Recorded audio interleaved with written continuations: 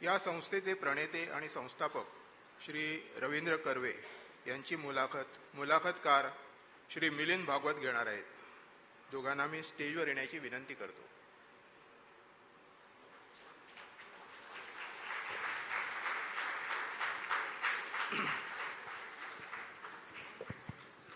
कर्वे सरांच्या मनातील विद्यार्थ्यांबद्दलचा आशय व या कार्यात त्यांना आलेले अनुभव जाणून घेण्यासाठी मी श्री मिलिंद भागवत यांना मुलाखतीला सुरुवात करण्याची विनंती करतो.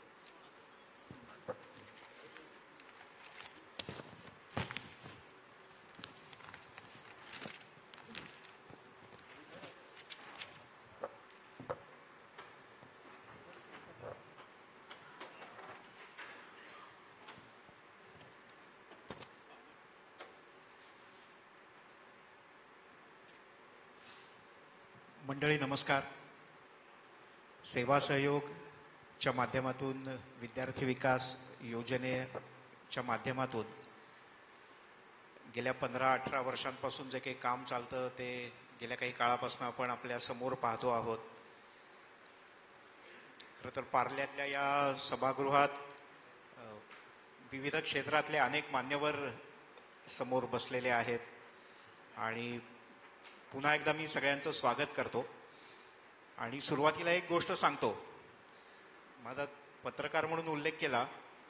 राजकारण्यांना बोलतं करणं सोपं असतं कारण त्यांची दुखरी नस आपल्याला माहिती असते, पण जे धनपूर्वक काम करतात ना तर त्यांना कामच करायचं माहीत असतं, त्यांना बोलतं करणं जरा अवघड असतं.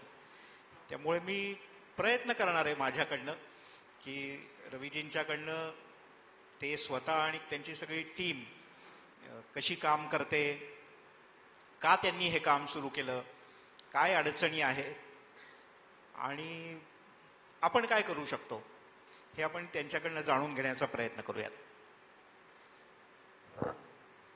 रवीजी, सगळ्यात पहिल्यांदा माझ्या डोक्यात आलेला विचार म्हणजे मी साधारण शाळेत असल्यापासून तुम्हाला ओळखतो, तर बँकेसारख्या क्षेत्रात काम करताना त्यातून ठाणे जनता सहकारी बँक की जी एका ठराविक काळामध्ये टेक्नॉलॉजी दृष्ट्या इतकी झपाट्यानं बदलली, सगळ्यात लीडिंग बँकेचं वातावरण हे तसं खूप वेगळ्या प्रकारचं असतं.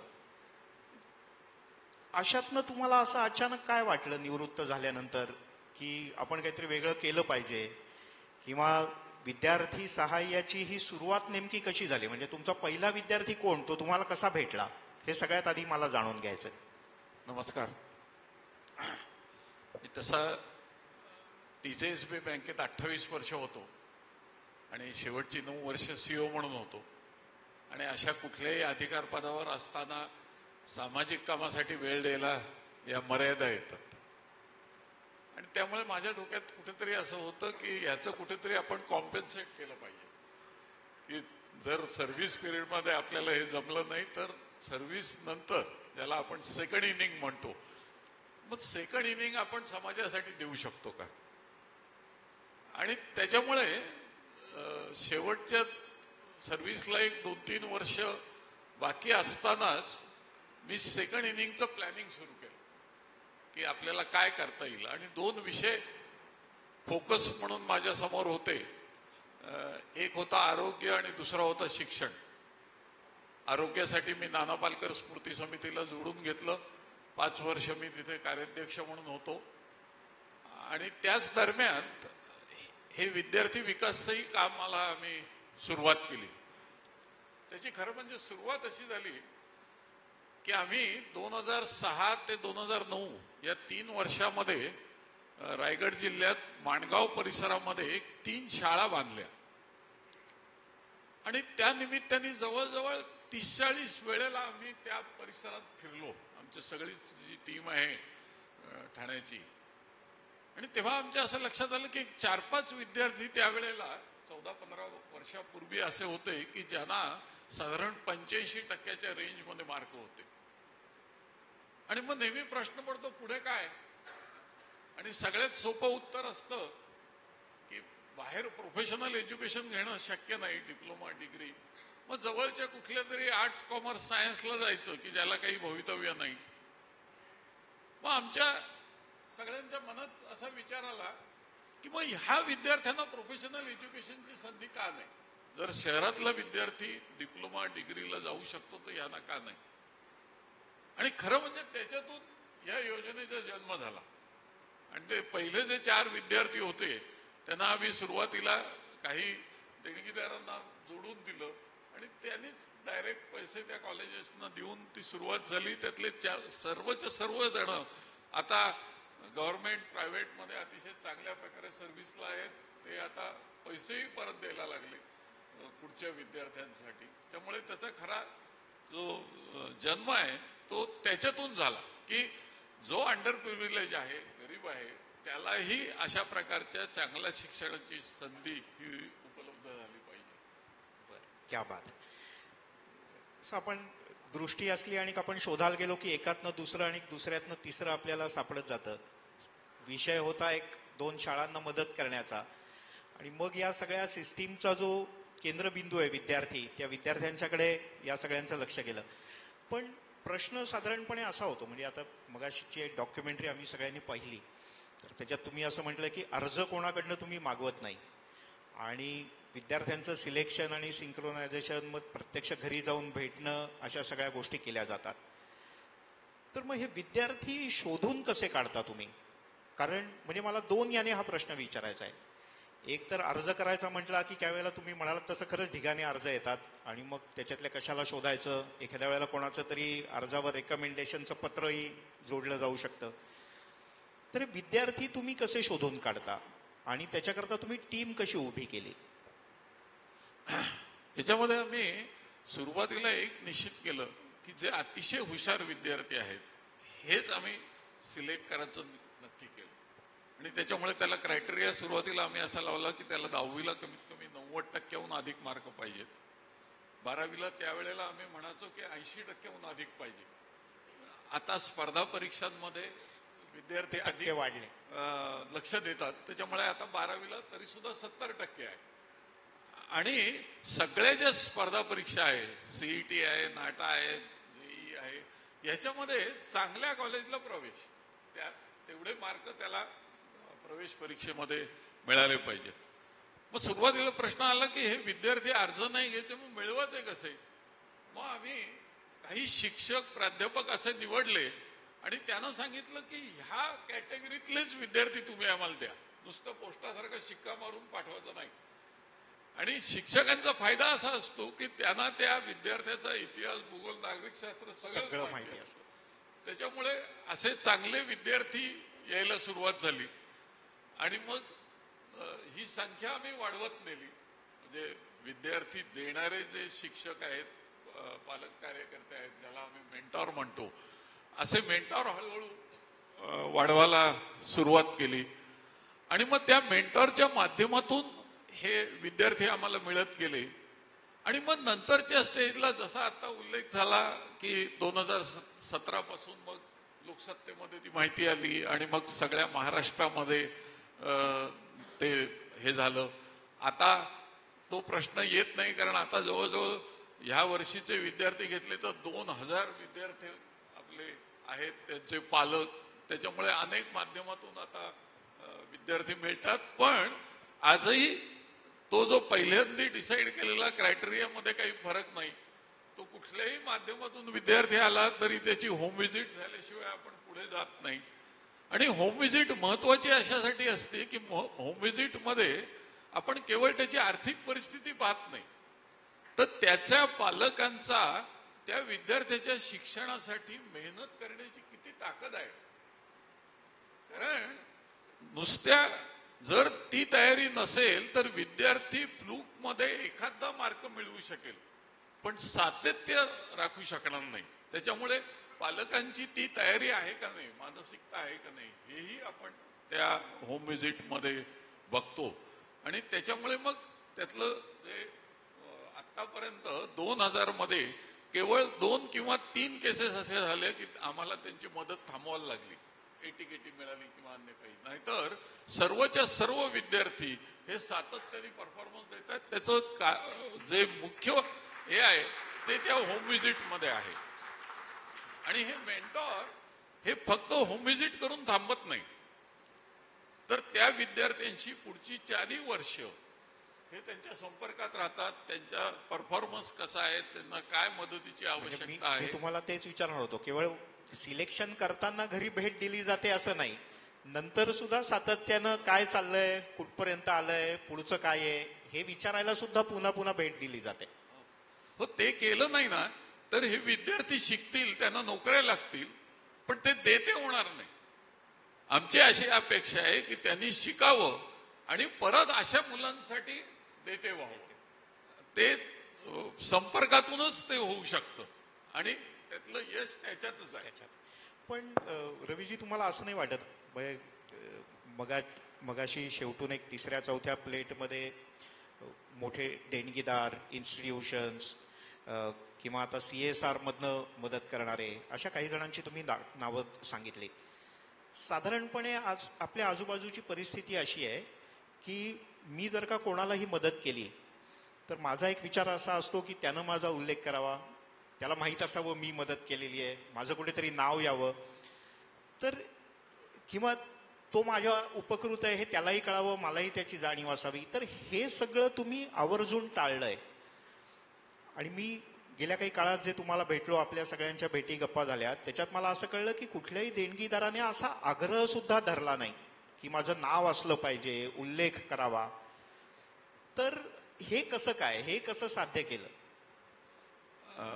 सुरुवातीला काही देणगीदार असं म्हणायचे की तो विद्यार्थी दाखवा, कोण आहे, कोणाला आमची मदत जाते. मग आम्ही सुरुवातीला देणगीदारांना हे सांगण्याचा प्रयत्न केला की समजा त्याला कळलं की एक्स माणसांनी देणगी दिली, तो तो फक्त तुम्हाला ओबलाइज राहील की ह्यांच्यामुळे माझं आयुष्य बनलं, पण तो देता होणार नाही. आमची अशी अपेक्षा आहे की आम्ही विद्यार्थ्यांना असं सांगतो की हे सगळं समाजाने दिलं आणि परत तुम्ही हे सगळं समाजाला द्यायचंय. आणि देणगीदारांचा हा मोठेपणा आहे, म्हणजे त्याच्याबद्दल आम्ही खूप कृतज्ञ आहोत की साधारणपणे तुम्ही म्हणता तसं की कोणालाही वाटतं की कोणाला देतोय, आणि असे सातत्याने पैसे, म्हणजे ह्यातले बहुसंख्य सगळे देणगीदार असे आहेत. आणि त्याच्यामुळे खरं म्हणजे ही योजना चालू आहे की गेली 12 वर्ष 13 वर्ष ज्या दिवशी तो जोडला गेला ना तेव्हापासून आतापर्यंत तो सातत्याने देणगी देतोय. नाहीतर दरवर्षी 5 कोटी रुपये गोळा करणं यातलं कोणीही आपण विचार करू शकता, ही काही साधी गोष्ट नाहीये. आणि ते आमचं कर्तृत्व नाही, हे सगळे देणगीदार सातत्याने त्यांच्या आर्थिक टाइम टेबल मधला हा एक भाग आहे की जुलै ऑगस्ट सप्टेंबर मध्ये विद्यार्थी विकासला ₹1,00,000 ₹2,00,000 ₹50,000 हे द्यायचे. त्यामुळे हा आम्ही ठरवलं, पण हे सर्व देणगीदारांनी मान्य केलं. हा त्यांचा मोठेपणा आहे आणि म्हणून ते शक्य झालं. नाही, आपल्याकडे पुराणातल्या काही वेगवेगळ्या कथा आपण म्हणजे आता अगदी तरुण पिढी जी असेल त्यांनी ऐकल्या नसतील कदाचित, पण अशी एक कथा आहे की त्या महादेवाला सगळ्या गावाने दूध घालायचं आणि मग सगळ्या गावाने दूध घातलं आणि मग काय काय झालं आणि मग सगळ्यात शेवटी असं झालं की एक म्हातारी वासराला, नातवाला, सगळ्यांना दूध घालून तिचं वाटीभरच दूध शिल्लक राहिलं होतं आणि मग तिने महादेवाला दूध घातल्यानंतर ती पिंड आणि तो गाभारा भरला. तर म्हणजे हे याच्यातलं शेवटी आहे की त्या छोट्यातल्या छोट्या याला सुद्धा असं वाटतं की आपला असा सहभाग असावा की जो कोणालाही कळूही नाहीये आणि त्याचा पुरेपूर उपयोग सुद्धा व्हावा. पण याच्यात एक गोष्ट आणखीन मला इंटरेस्टिंग वाटते, ती जे तुम्ही जोडणं पुढे सुरू ठेवलंय ते.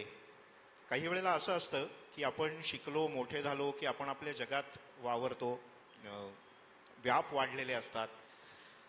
तर या मुलांचं तुम्ही असं काही वर्षभरातनं ओरिएंटेशन करता का, किंवा वर्षभरातनं अशा कार्यक्रमाच्या व्यतिरिक्त मुलं किंवा पालक कधी एकत्र येतात का की जेणेकरून त्यांना असं वाटावं की हे पुढे चालू राहिलं पाहिजे, जे आपल्या ब्रीदवाक्यामध्ये आहे, देणाऱ्यानं देत राहावं, घेणाऱ्यानं घेत राहावं, घेता घेता एक दिवस देणाऱ्याचे हात घ्यावेत. तर ही साखळी पुढे सुरू राहणं याच्याकरता काही खास प्रयत्न करायला लागले का ते उत्स्फूर्ततेतनं आलं? नाही, केवळ उत्स्फूर्ततेतून आलं असं मी म्हणणार नाही, कारण कुठलाही विचार हा पहिल्यांदा कुठेतरी रुजवायला लागतो आणि तो आम्ही 2 प्रकारे रुजवतो. एक तर हे सगळे जे पालक कार्यकर्ते आहेत 98 जण सगळ्या महाराष्ट्रात, ते ह्या विद्यार्थ्यांच्या फॅमिलीच्या संपर्कात राहतात, त्यांच्या माध्यमातून तो रुजवला जातो. आणि दुसरा अशा कार्यक्रमाच्या माध्यमातून तो रुजवला जातो. आणि तिसरा, आम्ही या सगळ्याचं मॉनिटरिंग देखील करतो. म्हणजे त्या विद्यार्थ्याला सांगतो की आमची अशी अपेक्षा नाहीये की तू नोकरीला लागल्यानंतर एकदम काहीतरी ती भव्य दिव्य करावं, खूप द्यावं, पण तू कनेक्टेड राहा.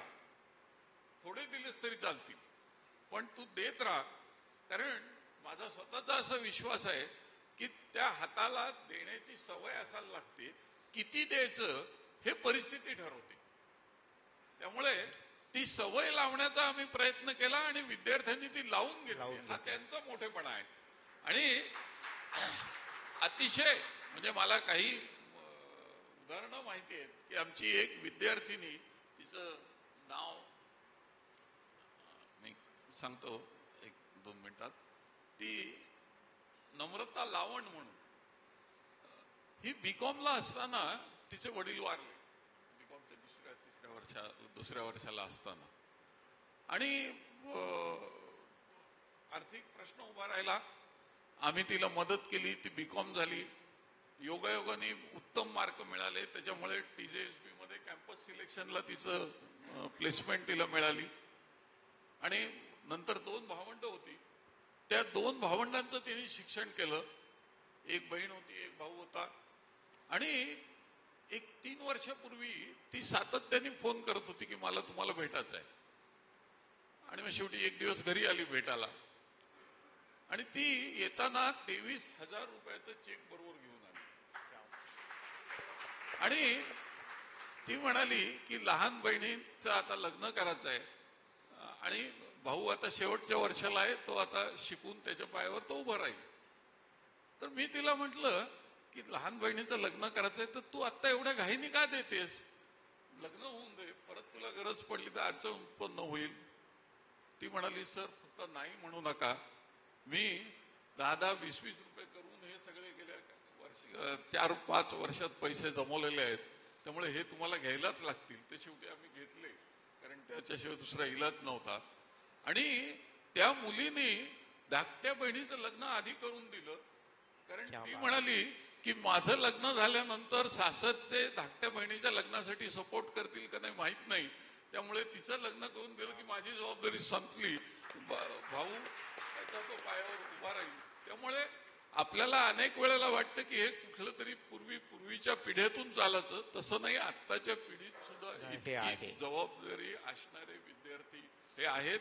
यातले अनेक विद्यार्थ्यांनी त्यांच्या भावांची शिक्षण, मागाशी जसा उल्लेख झाला की दुसऱ्या सबलिंगसाठी आपण देत नाही, म्हणजे त्याला सांगतो की तू शिकलास, आता पुढच्याचा खर्च भावाचा बहिणीचा तू करायचा, आणि ते आनंदाने करतात.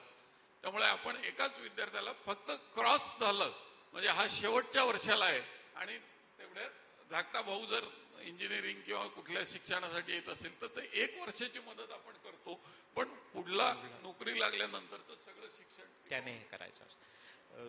तुम्ही एका विद्यार्थिनीचा उल्लेख केलात, पण काही दिवसांपूर्वी आपल्या गप्पांमध्ये पार्ल्यातल्याच एका आजींचं नाव तुम्ही सांगितलं होतं. मला कल्पना नाही की त्यांना आवडेल न आवडेल किंवा, पण त्यांनी म्हणजे खरंच आपल्या सगळ्यांच्या समोर असलेलं उदाहरण आहे आणि इथनं हाकेच्या अंतरावरचं आहे, म्हणून मला आवर्जून त्याचा उल्लेख करावा असं वाटतो. निवृत्तीच्या नंतर आणि घर, मुलं, बाळं, सगळ्यांचं, नातवंडांचं सगळं केल्यानंतर त्यांनी आपलं पार्ल्यातलं राहतं घर हे विकलं, आणि ते विकल्यानंतर त्याच्यातनं आलेले सगळेच्या सगळे पैसे हे या विद्यार्थ्यांच्या करता, शिक्षणाच्या करता म्हणून एक रकमी देऊ केले. मला प्रचंड कौतुक आणि आदर वाटतो त्या आजीबाईंच्या. पार्ल्यातल्या काही जणांना माहिती असेल, जोगळेकर म्हणून आजी होत्या, आणि त्यांनी वयाच्या साधारण 90च्या आसपास त्यांचे भाऊ डोंबिवलीला राहायचे. ते म्हणाले आता आम्हाला तुझ्याकडे येणं शक्य नाही, तुला इकडे येणं शक्य नाही, तू आता ते घर विकून तू डोंबिवलीलाच राहायला ये. आणि त्या घराचे जे सगळे पैसे होते, सुरुवातीला त्यांनी विद्यार्थी विकासला 5 लाख रुपये दिले, आणि अशा आणखीनही काही संस्थांना पैसे दिले. आणि तुम्हाला आश्चर्य वाटेल, 90व्या वर्षी त्यांनी माझा 15-20 मिनिटं सगळे प्रश्न विचारून, मुलं निवडता कशी, काय करता, सगळं विचारून त्यांनी 5 लाख रुपये दिले. आणि जेव्हा त्यांच्या लक्षात आलं की आता आपला वेळ कमी राहिलाय, त्यांनी भावाला सांगितलं आता उरलेले 42 लाख रुपये हे सगळे मी गेल्यानंतर विद्यार्थी विकास योजनेला द्या. आणि त्या भावाचंही कौतुक आहे की भावानी सगळेच्या सगळे रक्कम 42 लाख रुपये ही विद्यार्थी विकासला दिली. आणि असे अनेक देणगीदार म्हणजे सगळ्या वर्गातले. मला एक गोडबोले म्हणून आमचे देणगीदार आठवतात. 2017 मध्ये पेपरमध्ये जेव्हा माहिती आली त्यावेळेला त्यांना फोन आला की कर्वे आम्हालाही असे पैसे देण्याची इच्छा आहे, तर तुम्ही भेटायला येऊ शकाल का. मी गेलो. घरामध्ये तुम्हाला आश्चर्य वाटेल एकही वैभवाची खूण नाही. ज्याला पूर्वी लाकडी सोफा आणि त्याच्यावर गाद्या ठेवलेल्या असतात तशा सारखा सोफा आणि काही घरात वैभवी एकही खूण नाही. आणि त्यांना सगळं सांगितल्यानंतर ते आतमध्ये जाऊन 25-25 हजारचे 2 चेक घेऊन आले. मी अक्षरशः हबकलो. म्हणजे त्यांनी 10,000 दिले असले तरी मला वाटलं असतं की ग्रेट, 10,000 रुपये यांनी दिले. त्यांनी 50,000 रुपये दिले. मला राहवलं नाही. मी त्यांना म्हटलं की अहो हे खूप कठीण आहे.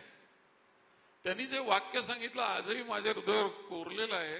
ते म्हणाले आम्ही साधे राहतो म्हणून आम्हाला हे शक्य आहे आणि आम्ही दरवर्षी हे देतो. आता ते 50,000च्या ऐवजी दरवर्षी ते 1 लाख रुपये देतात आणि गेली 2017 पासून आतापर्यंत दरवर्षी फोन करतात, चेक तयार आहे, पैसे घेऊन जा.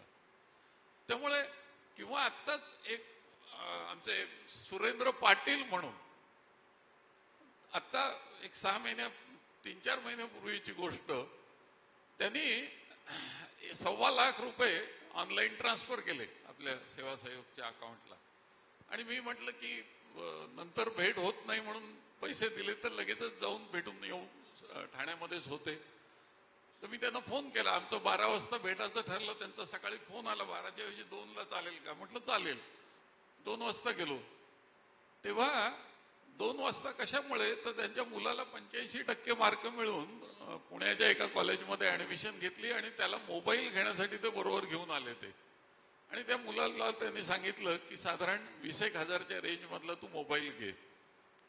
मुलगा म्हणाला की मला आयफोन पाहिजे. हे म्हणाले ह्या वर्षी आयफोनचं बजेट नाहीये, आयफोन हवा असला तर 1 वर्ष थांबायला लागेल, पुढल्या वर्षी तुला आयफोन देईल. ज्यांनी 1.25 लाख रुपये 4 दिवसापूर्वी डोनेशन म्हणून ट्रान्सफर केले त्यांनी सांगितलं की आयफोनला यंदा पैसे नाही आहेत. पुढल्या मुलगा पण त्यांच्यासारखा होता. तो म्हणाला ठीक आहे बाबा मी 1 वर्ष थांबीन पण मला पुढल्या वर्षी आयफोन द्या. त्यामुळे देणारे किती म्हणून आम्ही विद्यार्थ्यांना सांगत असतो की ह्यातला प्रत्येक रुपया एकतर आतापर्यंत जे 30 कोटी रुपये समाजाने दिले त्या 30 कोटीतला आम्ही एकही रुपया बँकेतून कॅश काढलेला नाही. 100% सर्व व्यवहार घ्यायचे आणि द्यायचे हे बँकेच्याच माध्यमातून होतात. त्यामुळे आम्ही विद्यार्थ्यांना सांगतो यातला प्रत्येक रुपया कष्टाचा आहे. त्यामुळे तुम्ही वापरताना हे भान ठेवलं पाहिजे की हा कोणीतरी अतिशय योजनापूर्वक, आणि आमचा देखील जो आधी गैरसमज होता की पैसे असलेले देतात, तसं नाहीये.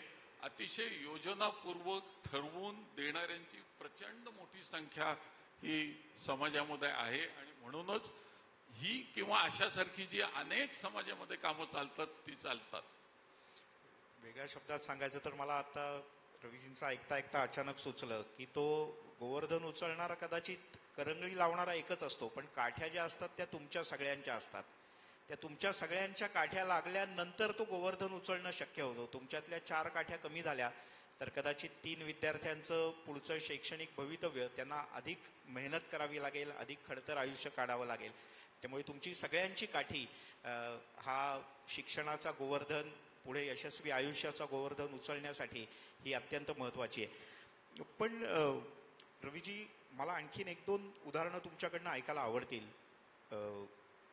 तुम्ही गेल्या वेळेला काही विद्यार्थ्यांची अशी उदाहरणं सांगितली होती की ज्यांनी प्रचंड कष्टानं शिक्षण केलं. विद्यार्थी योजनेतनं सहाय्यता मिळणं हा एक भाग झाला, पण प्रचंड मेहनत करून दिवस रात्र कष्ट करून शिक्षण केलं. आणि दुसरा भाग, तुम्ही ठाण्यातलं आणि कन्या इथलंही आपण एक उदाहरण दिलं. तसं एक तुम्ही मला उदाहरण सांगितलं होतं, तर मला परत नाव लक्षात नाही, कदाचित इथे उपस्थित असतील नाव घेणं त्यांना आवडेल नाही मला माहीत नाही, पण त्यांनी सुद्धा असंच कष्ट करत 1000 रुपये 500 रुपये असे साठवत नोकरी करत पैसे जमा करत विद्यार्थ्यांच्या करता पैसे दिले. याच्यात विद्यार्थ्यांचा जो कष्ट करण्याची ताकद आहे ना, ही प्रचंड आहे.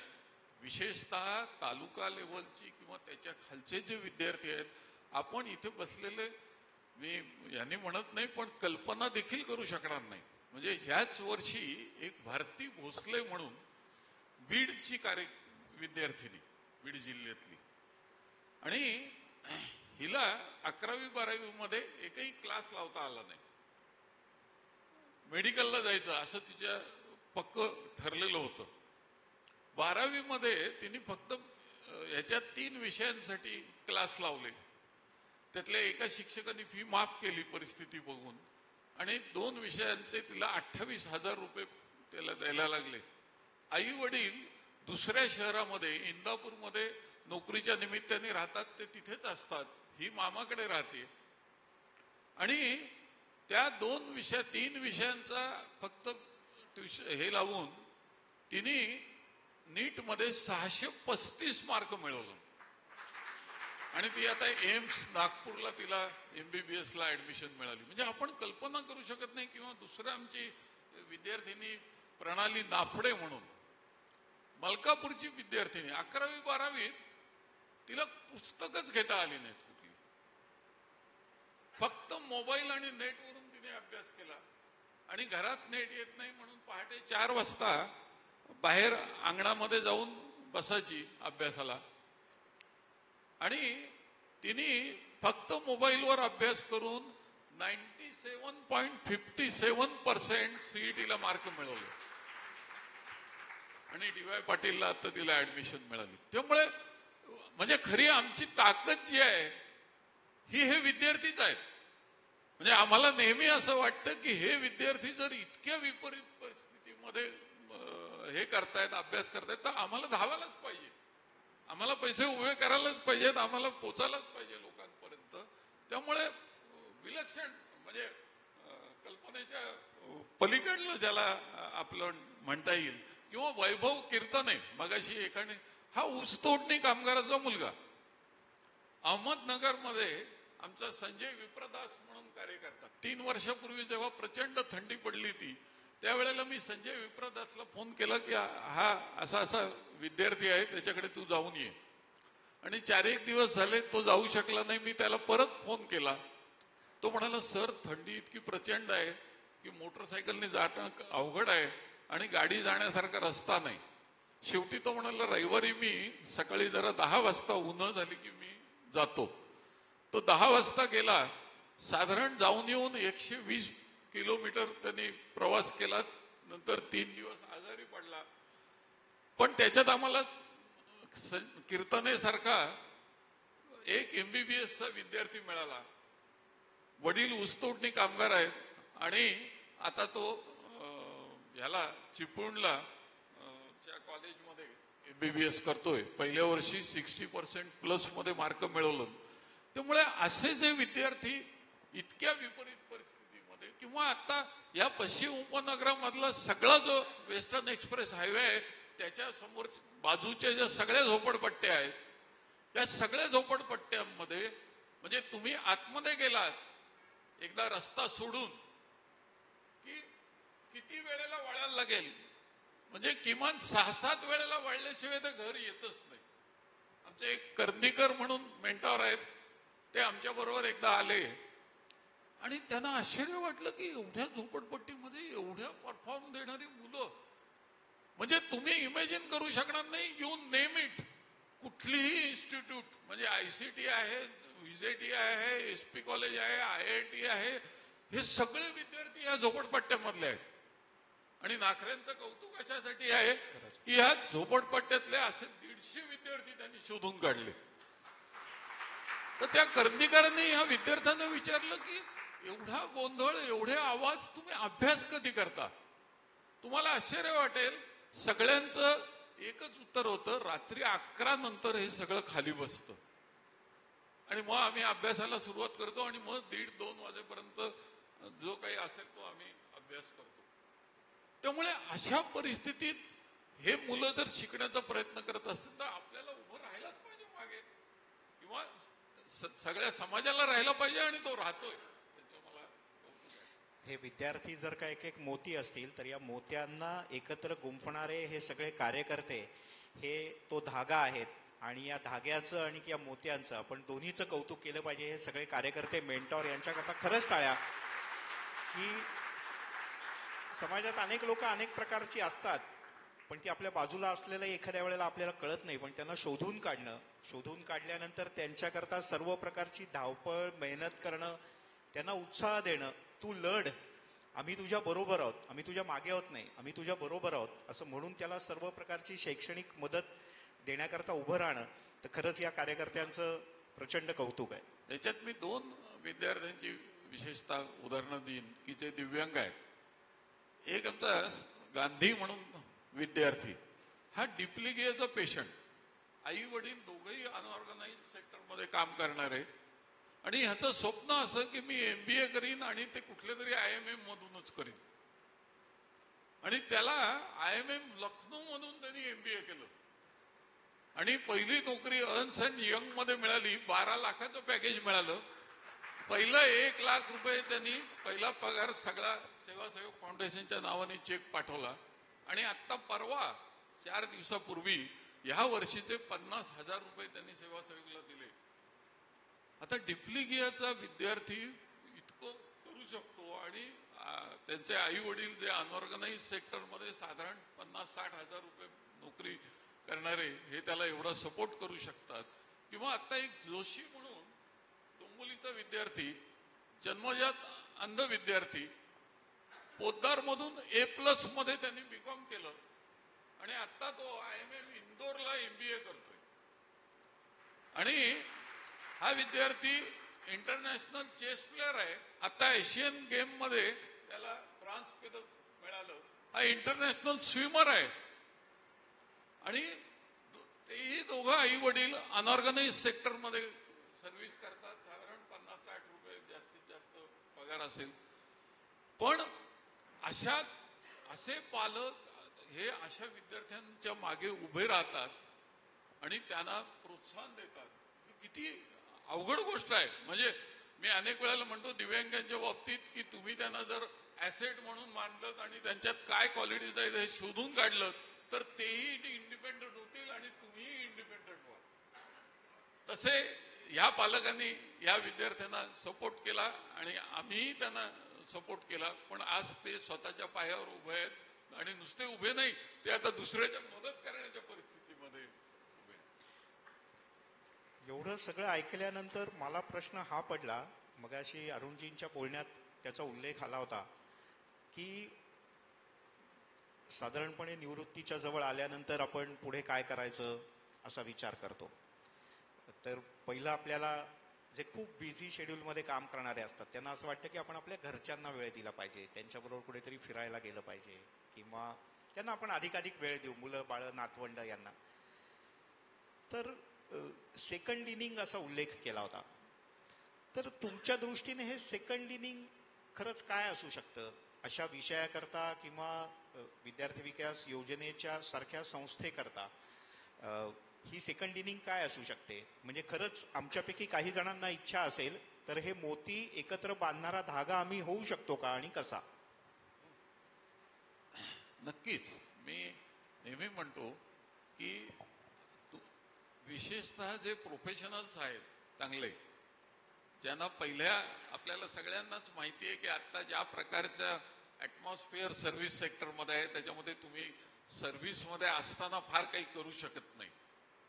मग तुमच्यातले जे सगळं कर्तृत्व आहे ते जर मी नेहमी म्हणतो की तुम्ही चांगले होतात आणि चांगले म्हणून गेलात, काय उत्पन्न झालं? समाजाला त्याचा काय फायदा झाला? तर समजा तुम्हाला सर्व्हिसमध्ये असताना हे जमलं नाही तर तुम्ही प्लॅन करून जर सेकंड इनिंग समाजासाठी दिली तर अशा अनेक संस्था आहेत की ज्यांच्याकडे कार्यकर्ते आहेत, पण हे जे स्वप्न बघण्याची जी ताकद लागते ती ताकद त्यांच्यामध्ये असते असं नाही. त्यामुळे ह्या संस्थांना नेतृत्व अशा प्रोफेशनल लोकांनी जर देण्याचं ठरवलं तर मी तुम्हाला सांगतो की अशा अनेक संस्था या खूप मोठ्या होऊ शकतात आणि असं करण्यासारख्या अनेक गोष्टी आहेत. म्हणजे केवळ विद्यार्थी विकासासाठीच केलं पाहिजे असं नाही.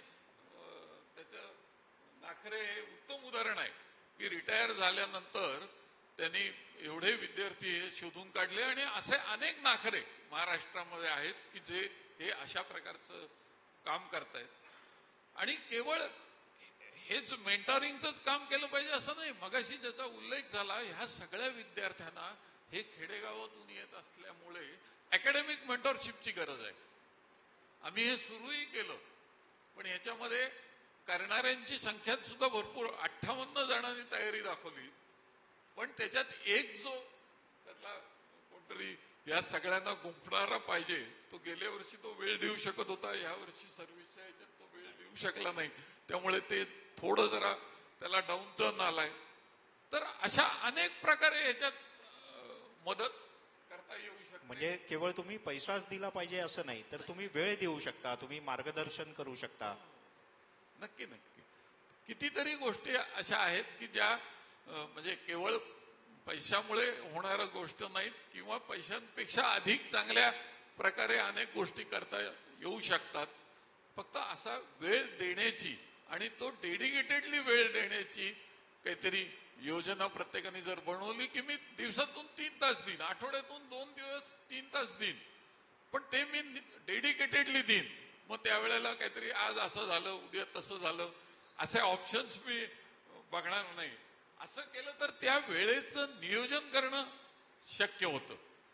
तुम्ही म्हणालात मी अधूनमधून वेळ देत, म्हणजे मग काही होत नाही. त्यामुळे हे थोडं कठोर वाटेल, पण ही वस्तुस्थिती आहे की काहीतरी जर आपण प्लॅन मॅनेजने गेलो तर ते अधिक चांगल्या प्रकारे अनेकांना ह्याच्यात आपण गुंतवून घेऊ शकतो. काही दिवसांपूर्वी रवीजी तुम्ही आणखीन एक उदाहरण दिलं होतं की साधारणपणे 6 महिन्यातनं एकदा किंवा वर्षातनं एकदा कुठेतरी लांब ट्रिपला जाणं, न पाहिलेलं अननोन ठिकाण पाहणं, असं आपण अलीकडे करत असतो. अशा प्रकारचा ट्रेंड सध्या समाजात अनेक ठिकाणी आहे. पण तुमच्या डोक्यात एक वेगळी कल्पना त्यावेळेला तुम्ही ओझरती सांगितली होती की 1 वर्ष समजा तुम्ही मनालीला फिरायला गेलात किंवा 1 वर्ष तुम्ही कन्याकुमारी पाहायला गेलात, तर 1 वर्ष तुम्ही एखादा चांगला प्रकल्प पाहायला जा. तर ते जरा थोडं विस्तारानं सांगावं असं मला वाटतं. मी ते आजही करतो. मी पूर्वी कल्पना मांडली ती की दरवर्षी प्लेजर ट्रिपपेक्षा 1 वर्ष प्लेजर ट्रिप आणि दुसऱ्या वर्षी प्लेजर ट्रिप नसावं असं नाही, पण एखादा प्रकल्पाशी जोडून प्लेजर ट्रिप करावी. म्हणजे शेवटी तुम्हाला जर काही पुढे करायचं असलं तर you should have number of options की आपण काय काय करू शकतो, आणि ते बघितल्याशिवाय कळत नाही की काय काय ऑप्शन्स ओपन आहेत. तर त्यामुळे असे जर आपण वेगवेगळ्या सेवाभावी संस्था जर प्रत्यक्ष बघायला गेलो तर त्याच्यातूनच आपल्याला काहीतरी स्फूर्ती मिळू शकते की येस मी हे करू शकतो. आणि त्याच्यातून आपल्याला जसा मला मार्ग मिळाला तसा अनेकांना तो मार्ग मिळू शकतो. आणि आजही ते आम्ही करतो की कुठेही गेलो की अशा संस्था बघतो. म्हणजे आमच्यात जर चुकून कुठे अहम उत्पन्न झाला की आपण काहीतरी फार मोठं करतो, तर अशी बरीच कामं आहेत ते बघितल्यावर ते खुसकन आपण जमिनीवर येतो की असे करणारे बरेच जण आहेत. आपण काही फार मोठं दिव्य भव्य करत नाही आहोत. तर त्यामुळे त्याच्यासाठी सुद्धा हे खरं आवश्यक आहे. फक्त एकच मला नेहमी वाईट वाटतं की मी सर्व्हिस थांबल्यानंतर माझ्या सगळ्या कॅज्युअल PL सिक लीव्ह सगळं गेलं. म्हणजे गेल्या 12 वर्षात सगळ्या प्लेजर ट्रिप बंद झाल्या ज्या मी दरवर्षी जायचो. पण ह्याच्यातही त्याच्यात मिळणाऱ्या आनंदापेक्षा कदाचित जास्त आनंद मला त्या ट्रिपमध्ये कदाचित तुम्ही 3 किंवा 4 जण प्लेजर घेत असाल, पण आता ह्या इथे समोर बसलेले अनेक विद्यार्थी, त्यांचे पालक आणि त्यांच्या माध्यमातून त्यांचं कुटुंब, अशी अनेक घरं ते प्लेजर अनुभवत आहेत, तो आनंद, ते समाधान अनुभवत आहेत. खूपच छान. पण साधारण शेवटचा एक प्रश्न घेऊन फक्त थांबूयात. मला असं वाटतं घड्याळ काटा पुढे चाललाय, बाकी कार्यक्रम आहे. नवीन वर्षात नवीन संकल्प आपण करत असतो अनेकदा. आता या एक पुढच्या 5 वर्षांचा तुमचा रोडमॅप काय आहे, तुमच्या काय कल्पना येत आहे, तेवढं सांगून मग आपण थांबूयात. नाही, येणाऱ्या 5 वर्षात मी म्हटलं तसं की यंदा 1000 विद्यार्थी आहेत. ती संख्या कदाचित येणाऱ्या काळात दरवर्षीची संख्या ही साधारण 2-3 हजारापर्यंत जाईल. आणि महाराष्ट्राच्या बाहेर आम्हाला जायचं आहे, पण त्याची आम्हाला घाई नाही आहे. म्हणजे ज्या ठिकाणी चांगले कार्यकर्ते मिळतील, जी तत्व आपण गेली 12-15 वर्ष उराशी बाळगली, जे स्टँडर्ड्स आपण उत्पन्न केले, ते स्टँडर्ड्स तसेच्या तसे रिप्लिका होणारं जर एखाद्या ठिकाणी आपल्याला संधी मिळाली तर अशा अन्य राज्यातही जाण्याची आमची इच्छा आहे. आणि आजही तालुका त्याच्या खालच्या गावातून ही खरं म्हणजे आत्ता आपण ज्या ठिकाणी पोचायला पाहिजे तिथे पोचलोय. 40% विद्यार्थी हे तालुका आणि त्याच्या खालच्या गावातले आहेत, की ज्या ठिकाणी उत्पन्न म्हणजे 1-1.5 एकर शेती, अनेकांची ती केवळ पावसावर अवलंबून असलेली शेती, पाण्याचा पुरवठा नसलेली. त्यामुळे आपण नुसती कल्पना करू शकतो की काय ते कुटुंब कुठल्या ह्याच्यातून जात असेल. आणि तरी सुद्धा मला नेहमी वाटतं की तरी सुद्धा हे पालक त्या मुलांना स्वप्न दाखवतात की त्यांनी शिकावं. हे फार मोठं आहे. म्हणजे मी माझ्या मुलाला शिकवू शकेन का नाही हे माहित नाही, आणि तरी सुद्धा मी त्याला स्वप्न दाखवतोय तू शिक. हे खूप आणि त्या पंखांना बळ देण्याचं काम हे आपण करण्याची आवश्यकता आहे. आणि हे गेल्या 5-15 वर्ष आपण करतोय, ते 5 वर्षात अधिक सक्षमतेने आपण करू. आणि जे घोषवाक्य आमचं आहे की प्रत्येक कळीला फुलण्याचा हक्क आहे. ज्याच्यामध्ये पोटेन्शियल आहे असा एकही विद्यार्थी राहू नये की जो चांगला इंजिनियर होऊ शकतो, चांगला प्रोफेशनल होऊ शकतो, चांगला शास्त्रज्ञ होऊ शकतो. तो विद्यार्थी केवळ त्याला आर्थिक पाठबळ नाही म्हणून थांबला, आणि समाज म्हणून, राष्ट्र म्हणून सुद्धा हा अपराध आहे की एखाद्या विद्यार्थ्याला शिकायचं आहे आणि त्याला शिकता येत नाही. कारण त्याच्यामध्ये काय दडलेलं आहे हे आपण नाही सांगू शकत. तर त्यामुळे असे जे विद्यार्थी आहेत त्यांच्यासाठी येणाऱ्या 5 वर्षात आपण सर्व मिळून काम करू. आणि रोज वर्तमानपत्र उघडल्यानंतर जातीपाती हे सगळं बघत असताना ह्या सगळ्याच्या वरती येऊन जाणारा एक समाज आपण उत्पन्न करण्यासाठी निदान हातभार लावू. आपण उत्पन्न करू शकू का नाही माहित नाही, पण जातीपाती विरहित अशा प्रकारचा समाज. आणि प्रत्येकाला असं वाटणं की माझ्या पाठीमागे कोणतरी आहे. मला वाटतं ती भावना जास्त मोठी आहे की मी पुढे जायचं असलं तर माझ्या पाठीवर हात देणारा कोणतरी माणूस समाजामध्ये आहे. आणि ती समाजाची खरं म्हणजे अतिशय स्वास्थ्यपूर्वक अशी व्यवस्था आहे की मला वाटणं की मी जर जायचं असलं पुढे तर मला कोणतरी उभा राहील. तो कोणतरी उभा हे या इथे सगळे जमलेले आहेत, ते ह्या कोणतरी उभा असलेल्यांपैकी हे सगळे जण आहेत. आणि येणाऱ्या वेळात ही संख्याही वाढत राहील आणि असे विद्यार्थीही वाढत राहतील आणि एक खूप चांगला समाज हा आपण बघू. प्रबोधन विचार मंचच्या वतीने, पार्लेकरांच्या वतीने मी प्रबोधन विचार मंचचे आभार मानतो की एक खूप वेगळ्या प्रकारचं काम करणारी संस्था पार्लेकरांच्या समोर या निमित्तानं आम्हाला सगळ्यांना पाहायला, अनुभवायला आणि माहिती घ्यायला मिळाली. त्यामुळे इथल्या संयोजक कार्यकर्त्यांचे मनापासून आभार. आपल्याला बाकी काहीही नाही होता आलं तरी या समाज तळातले मोती शोधणाऱ्या कार्यकर्त्यांसारखा एक कार्यकर्ता आणि त्या मोत्याच्या माळेतला एक छोटासा धागा होण्याचा आपण सगळेजण मिळून प्रयत्न करूयात. तुमच्या सगळ्या कामाला तमाम पार्लेकरांच्या वतीने, मुंबईकरांच्या वतीने खूप साऱ्या शुभेच्छा. आणि आपण सगळ्यांनी ऐकून घेतलं.